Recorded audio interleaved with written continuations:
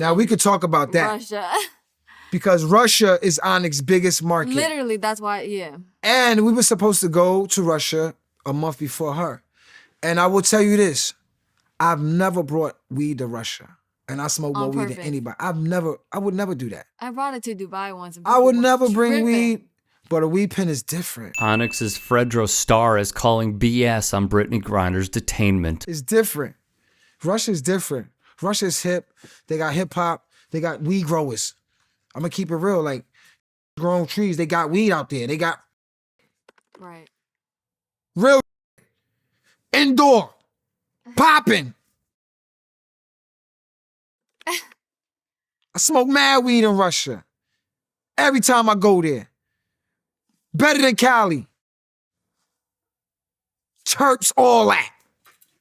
You know what I'm saying? Right. Real. And they, for a weed pen, it can't, come on, man. According to the longtime hip-hop artist, weed smoking is prevalent in Russia, thus. She got caught up because it ain't that serious. You know what I'm saying? She got caught up in that bullshit. We ain't never going back to Russia until she gets straight. It's a revealing interview from one of the lead voices of a group, along with Sticky Fingers, of course, that has been around since the early 90s and has toured in Russia many times over.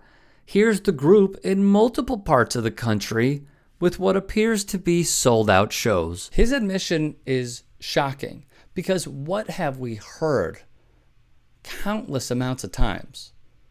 These strict laws in Putin country as it pertains to someone smoking marijuana. Currently, Griner was sentenced to 9 years in prison for allegedly bringing hashish oil into the country. But this latest twist, this is an important one. According to reports out of the United States, the government is working on a prisoner exchange with Russia for Griner.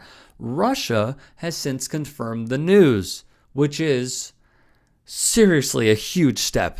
The discussions on the very sensitive topic of an exchange are proceeding via the channels chosen by our presidents. Alexander Dachiev, the head of the North America department at the Russian Foreign Ministry, was quoted as saying by state news agency TASS, quote, "Silent diplomacy continues and should bear fruit if Washington, of course, is careful not to fall into propaganda." Okay, bud. As we have brought to you previously, Russia appears to want Victor Bout, a notorious arms dealer who is currently imprisoned in Maine. Recently, Griner's lawyer, Maria Blagovolina, was quoted by Russian news agency on Monday as saying the WNBA star and her team have filed an appeal.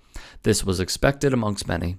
The 9-year sentence was close to the max of 10 years, and Blagovolina and co-counsel Alexander Boykov said after the conviction that the punishment was excessive.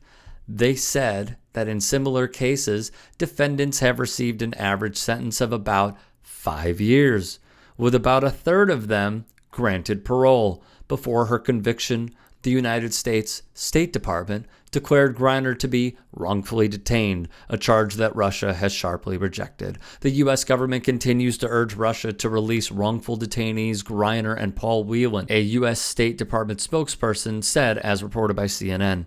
As Secretary of State Antony Blinken said, there was a substantial proposal on the table weeks ago to facilitate their release.